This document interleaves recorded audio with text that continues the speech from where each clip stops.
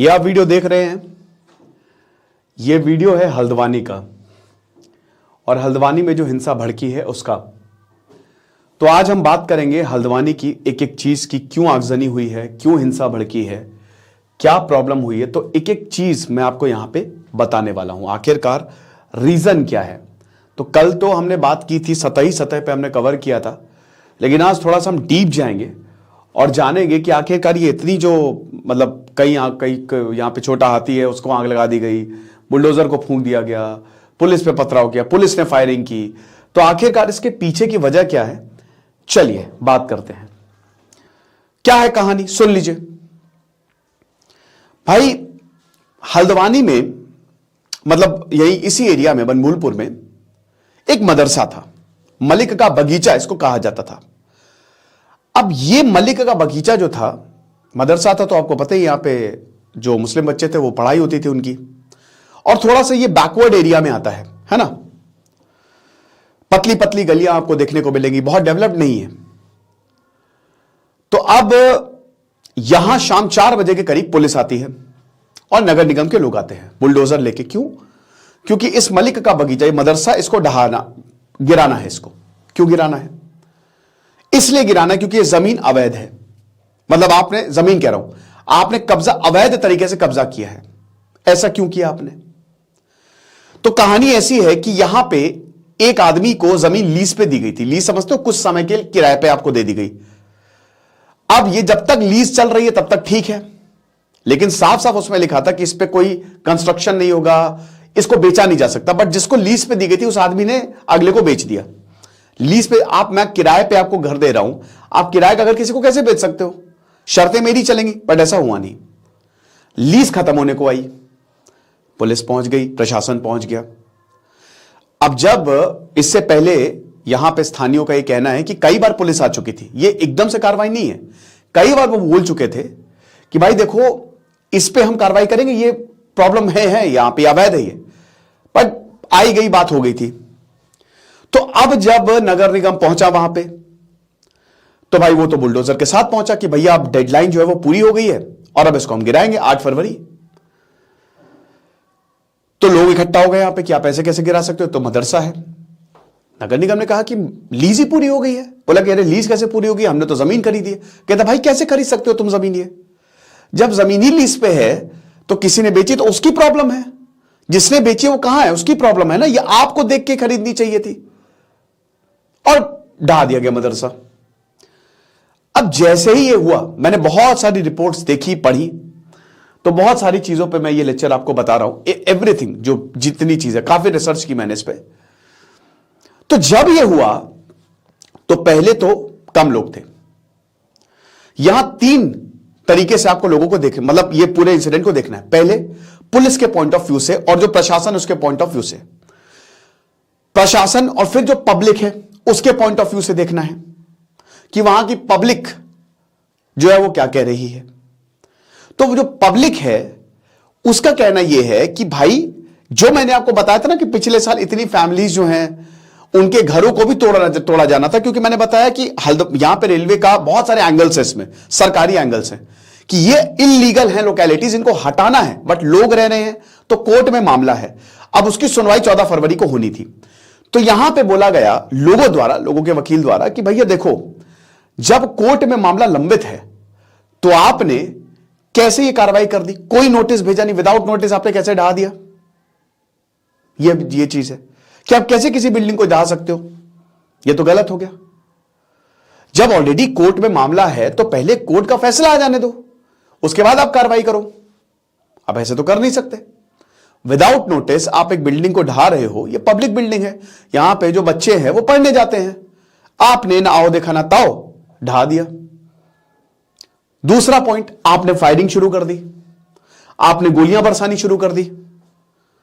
अब आप जब गोलियां बरसा रहे हो तो इसमें लोग मरे हैं, 5 लोगों की मौत हुई है, कितने लोग घायल हैं। तो आपने ऐसा क्यों किया? आप लोगों पे गोलियां बरसा रहे हो, यह तो सही नहीं है। तीसरा, कि आपको वहीं रुक जाना चाहिए था, आपको आगे ही नहीं आ जाना चाहिए था जब इतना सेंसिटिव मुद्दा है। यह पब्लिक का कहना है वहां पे लोगों का कि यहां पे प्रशासन ने हमारी बात जो है वो नहीं सुनी।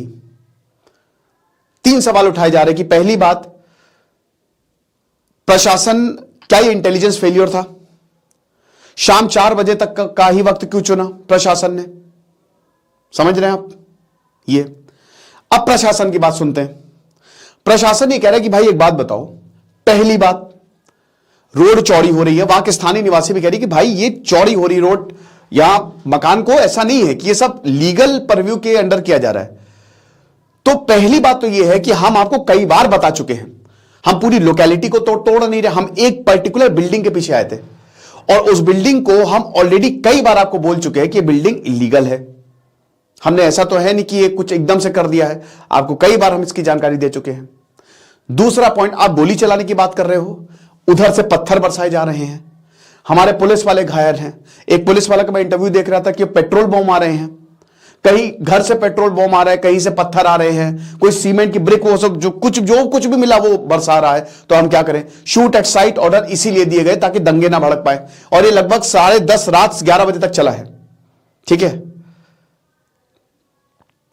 तो ये जो आप बोल रहे हो, ये कोर्ट की बात है, कोर्ट का ऑर्डर ऑलरेडी आ चुका है।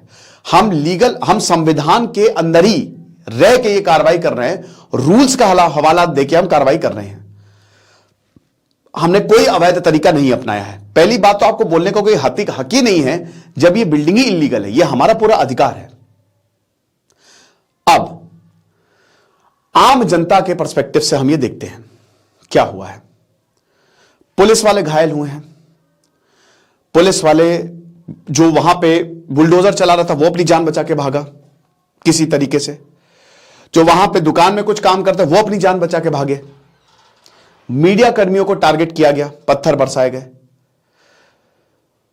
तो ये हुआ है।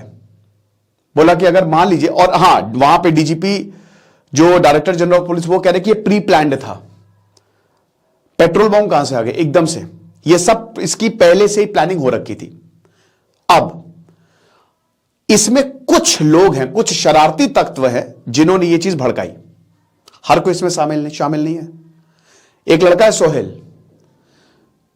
उसको फोन आता है, वो दुकान में काम करता है, उसके पापा बोले बेटा कर्फ्यू लगने वाला, जल्दी घर आओ और बाहर से मत आना, प्रॉब्लम है।